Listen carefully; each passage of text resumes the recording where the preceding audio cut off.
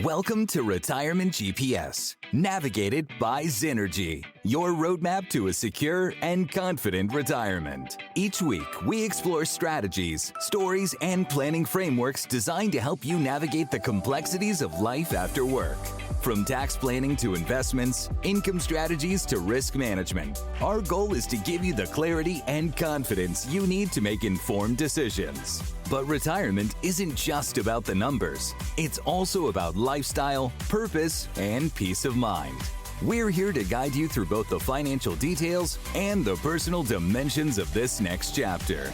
Let's chart today's course. Welcome back to episode 29 of our Retirement GPS podcast. I'm your host, Ryan Zaharchek, certified financial planner and president of Zynergy Retirement Planning. And I am your associate planner, co-host, Zane Belsack here at Zynergy Retirement Planning. Great to see you, Zane. You're staying warm during this brutal winter that we're having here in New Jersey? Ryan, I'm trying. I'm not wearing a jacket in the office, but at least it's nice in here. Outside, I cannot say the same. Yeah, it's much better here, but we have not gotten above freezing in quite some time, and according to my long-term forecast on my phone, it doesn't look like we'll be getting above freezing until probably you listen to this podcast. So I think it'll be a while before we get above freezing.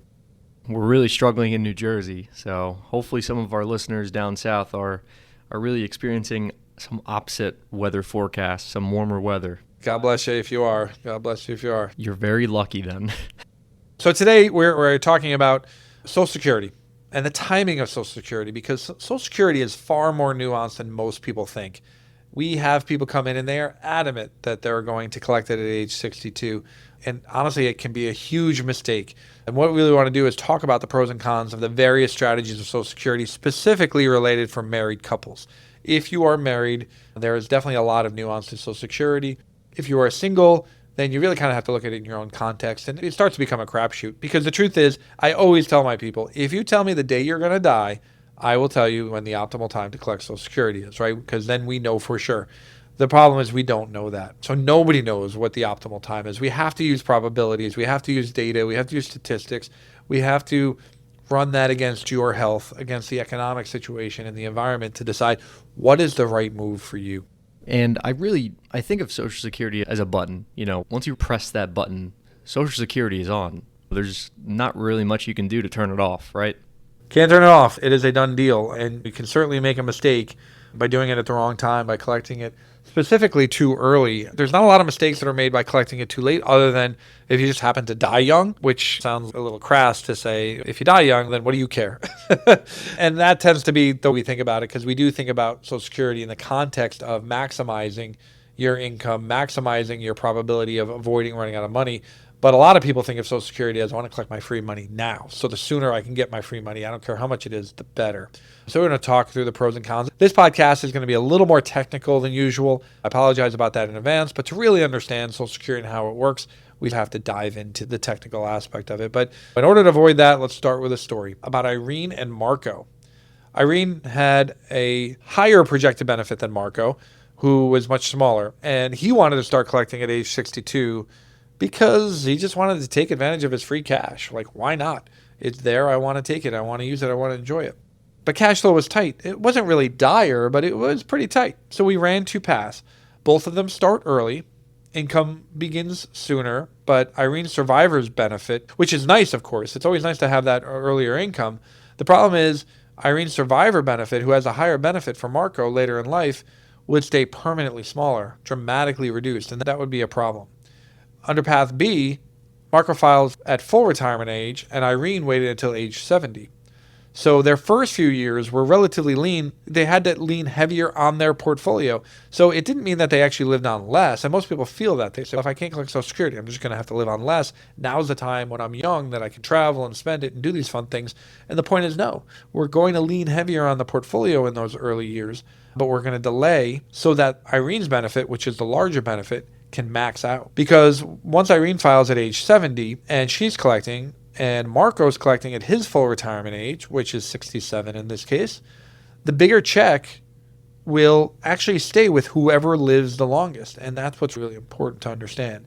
So years later, when Irene passes, Marco gets to keep her larger benefit, and his smaller benefit drops off. He passes away at 93, and that wound up being the optimal strategy for the two of them, because the chances that one of them will live a good long life has a high probability. So the aha here, the thing that really should make you stop and think, is that Social Security isn't really a now decision. It's not, let me collect my money now. It's a survivor income decision. Like I said, whichever one of you has the higher benefit, that will stay with whichever one of you lives the longest. So if we collect that benefit early, we're shooting ourselves in the foot, because there is a high probability. I can't tell you you're both not going to be killed in a car accident at age 67, but there is a very high probability, if you die of natural causes, that one of you is going to live into your late 80s or 90s. So we just need to account for that. And Social Security is actually one of the best income sources that we can have. It's better than a pension typically. It's better than an annuity in most cases. Why? Because it's tax efficient. It is adjusted to inflation, which most pensions or annuities are not, which means it goes up each year as cost of living goes up. And it's government guaranteed, which pensions and annuities typically are not, which means the government backs it up. I like the way that you mentioned, or at least the way most people that we meet with mention Social Security. It's my money, and I think that's the wrong way of thinking about it. In my opinion, instead of my money, it should be leaning towards more so the household money. If you were to say, like Ryan was saying before, I'm just going to collect my Social Security at 62 just because I want it. It's mine. If you had the higher benefit, you're really kind of screwing over your spouse in that sense. Potentially. And again, since we don't know who's going to die and when, that's how we want to think about it. We don't want to think about it as an individual. We want to think about it as a household, a couple. Especially if you are a couple, it's important to look at both in totality. So let's talk a little bit about how Social Security works. It's going to be a quick primer. I don't want to spend a lot of time on this, but your eligibility, if you have worked for 40 quarters, which is 10 years, and contributed to Social Security, you are eligible for a benefit. Benefits run between age 62 and 70 when you can start collecting. Okay. Now we're purely talking about Social Security retirement benefits. There are survivor benefits, there are disability benefits. That's outside of the scope of this conversation. We want to talk about retirement benefits only. You can begin collecting as early as your 62nd birthday, and benefits will continue to increase until you reach age 70. In which case they stop increasing. In fact, we did have somebody who completely missed their Social Security benefit at age 70 and started collecting at 71, and actually Social Security gave them a year's worth of benefit in one lump sum because there was no benefit to delaying. Just understand that if you do miss the deadline for 70, you're not out of luck. Social Security will make you whole, which is good to know. Very nice surprise. Very nice surprise. Big chunk of change. Number 2, full retirement age. Between age 65 and 67, depending on your year of birth, we are now moving more and more towards, basically, if you're born 1960 or later, your full retirement age is 67. Most of the people we are sitting down with today have a 67 full retirement age. My expectation is, and there's certainly no guarantees of this, it's not law yet, but my expectation is that full retirement age will move up over time, simply because the Social Security system will need a little bit of help to support it throughout time. And that's one way to do it. It's a simple way to do it. But as of right now, every single person hits full retirement age at 67. What that means is if you collect before 67, you're eligible at 62. You can collect anytime between 62 and 67. But if you do, you get penalized. All right. So you're penalized 0.09% for every month that you collect prior to your full retirement age. So that penalty can be a big deal. And specifically in the case of Irene and Marco, if Marco collected at 62 because his benefit was lower and Irene waited till 70, Irene passes away at 71 and Marco takes Irene's benefit, her benefit is also going to be penalized because Marco collected early. So that penalty carries with you for the rest of your life. Please understand that if you are collecting before your full retirement age. Claiming early versus claiming late. If you claim earlier, it is a permanent reduction, which we've already talked about. After full retirement age, it continues to grow until age 70, and that increases your check each year. And the great thing is that it's a pretty nice compounding effect because not only does it increase your benefit, but cost of living also goes up and that increases as well. So you'll see more and more money. There is an earnings test before full retirement age. What does an earnings test mean? It means that if you work and you earn a certain amount of money, more than the threshold, and every year the threshold changes, but it's a pretty low threshold. If you earn below a certain amount of money during that year and you're below full retirement age, you are penalized and your Social Security benefits are reduced the next year based on how much you earned over the thresholds. Another reason to not collect before full retirement age. Let's touch on taxes related to Social Security. You're taxed anywhere from 0 to 85% of your benefits. What does that mean? So even if you were Warren Buffett, who's probably a bad example because even though he's a super rich gentleman, his income is relatively low. But if you had a really high income, you had $1 million a year income in retirement, your Social Security benefits would only 85% of them would be taxed at the highest levels. You always would have 15%, even at the highest income levels, always have 15% of your income that are tax-free from Social Security. It's anywhere from 0 to 50 to 85. Those are the sort of the three thresholds based on income levels. So you can know roughly what you can expect to be taxed. And for a lot of people that we work with, it's 85%. So 85% of their benefits are taxed. And that's something to consider when deciding when to collect and how it's going to work. But what we're really deciding is today's cash flow versus lifetime and really survivor income and how that impacts you. It's the delayed gratification strategy here, which is you're going to get your benefits, right? Unless you die. If you're 62 and you're waiting till age 68 or 70 and you die at 69, okay, you missed it. You didn't get any of your benefits. However, we had no concerns because you still lived a comfortable lifestyle and didn't run out of money. But the whole point is the higher risk is that you're going to live longer than you think versus dying younger. Most people today, specifically men, are actually living a lot longer than they think because mortality is moving up really quickly with medical technology. So we want to be sensitive to that risk that we actually live longer than we expect, not die younger than we expect.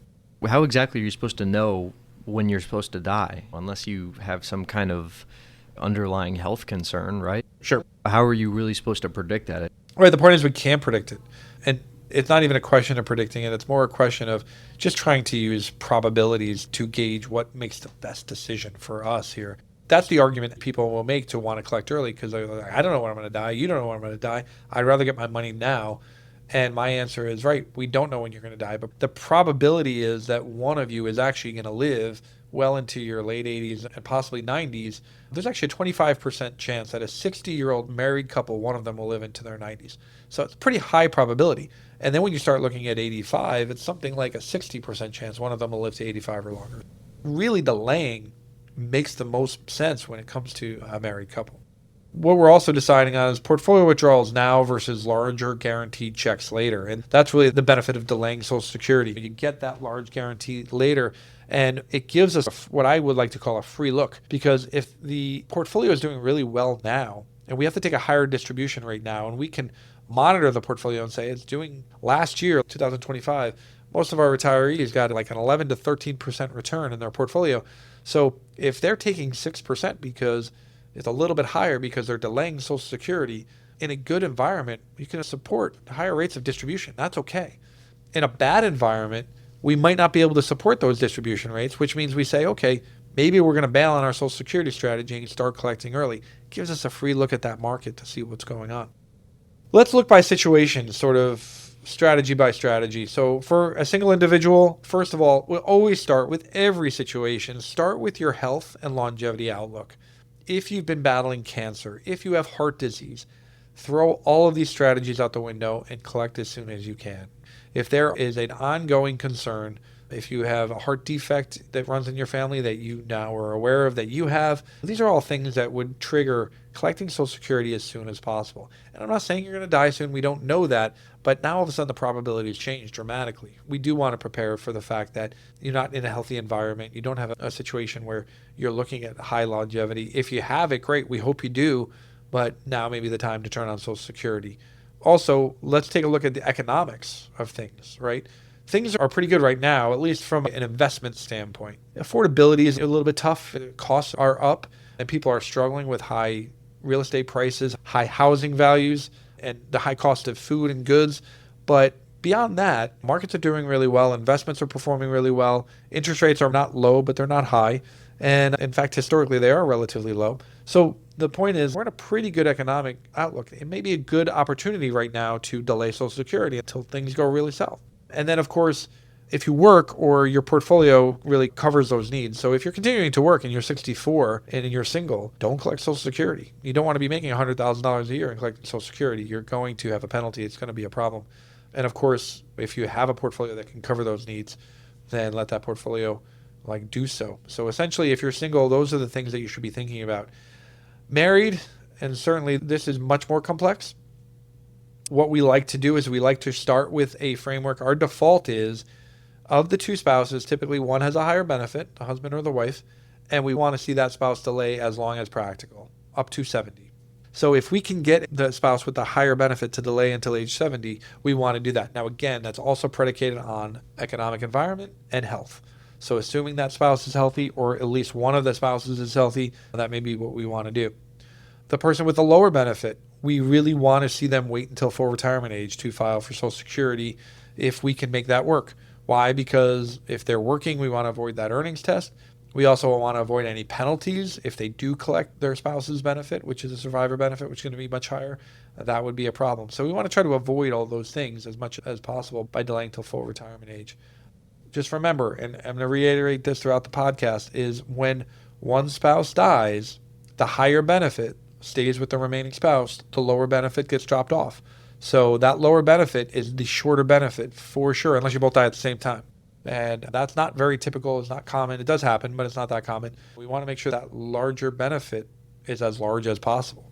And this is usually the time when most people say, I want my money now. Why can't I just collect it now? And I think, and Ryan, really correct me if I'm wrong, if the probabilities are correct, you're losing money if you take it early. If you really end up living as long as probability says you would.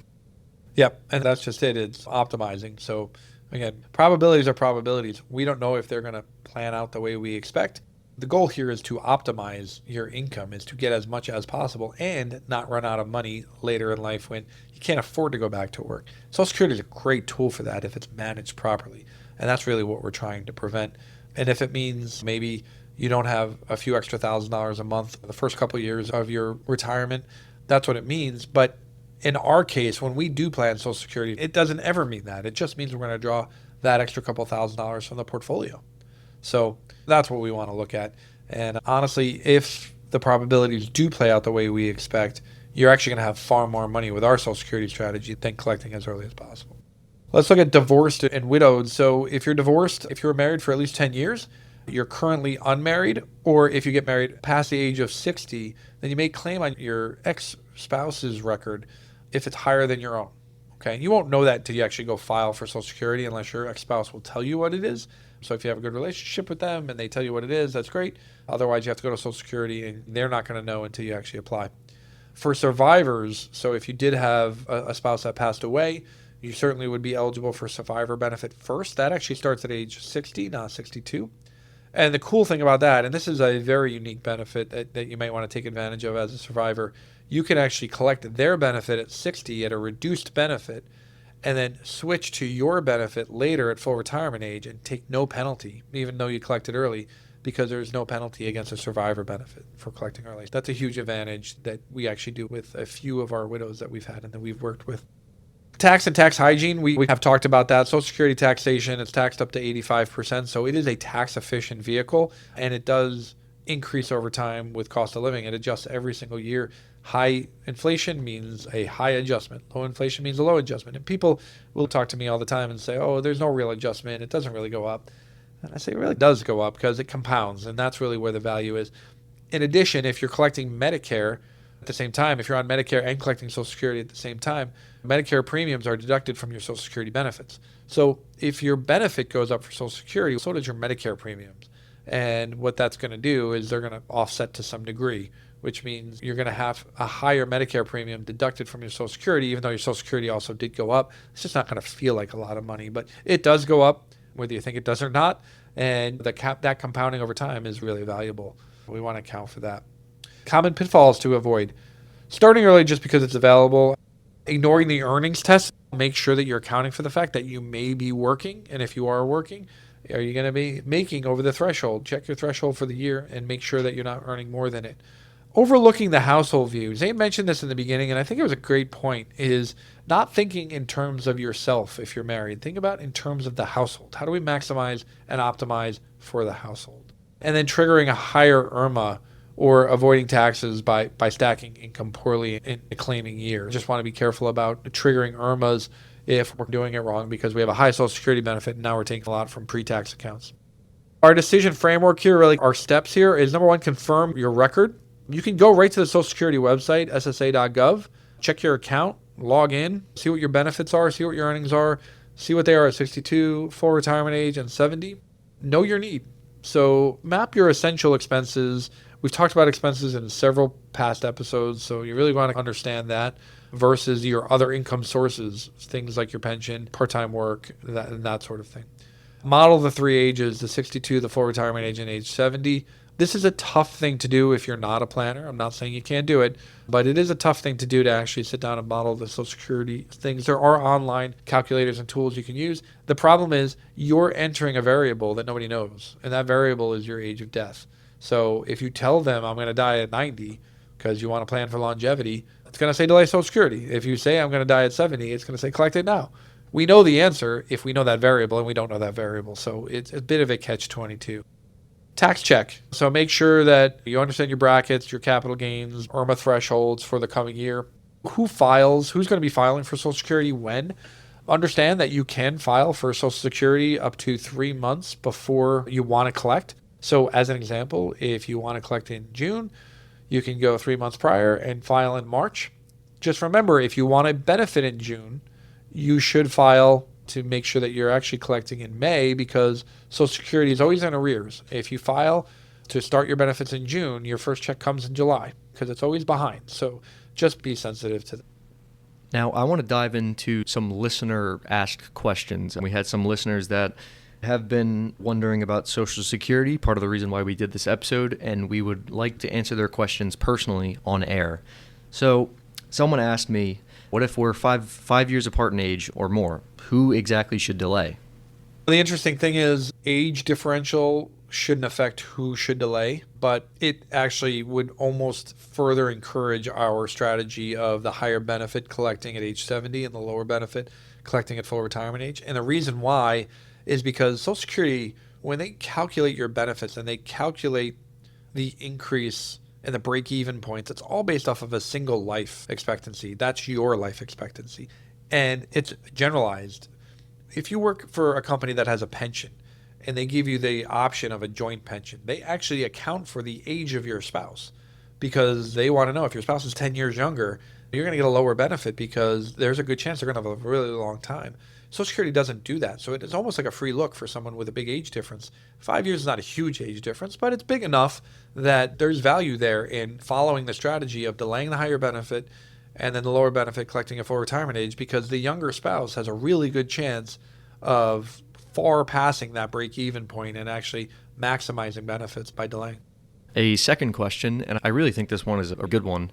Someone asked, how does claiming actually affect our Roth conversion plan this year? That's a great question, and it's really important when we look at Roth conversions and we look at Social Security strategy as all part of that bigger picture.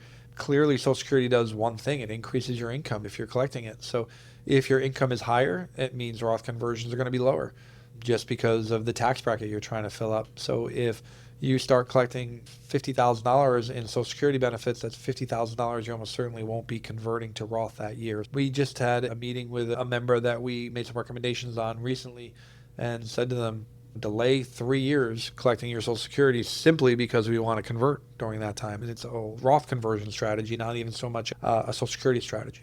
So it's a good question, and it's something that you really want to consider. Key takeaways here is good Social Security planning. It gives you the best opportunity to maximize your lifetime, your survivor income, and reduce taxes, really any Medicare surprises along the way.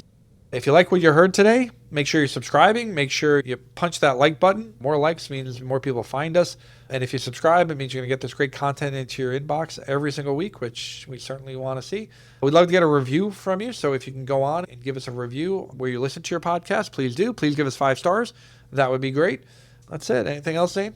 All I really want to say is keep those questions coming. We really appreciate your feedback. We really appreciate your questions. If you want to hear a topic that we have or a topic that we're planning on presenting, give us some questions. We're really happy to get that to you guys. We're always here to help. Yeah, and a great question could turn into a whole podcast, so you never know. And we'll credit you along the way, don't you worry. Thanks again, guys. Keep learning, keep planning.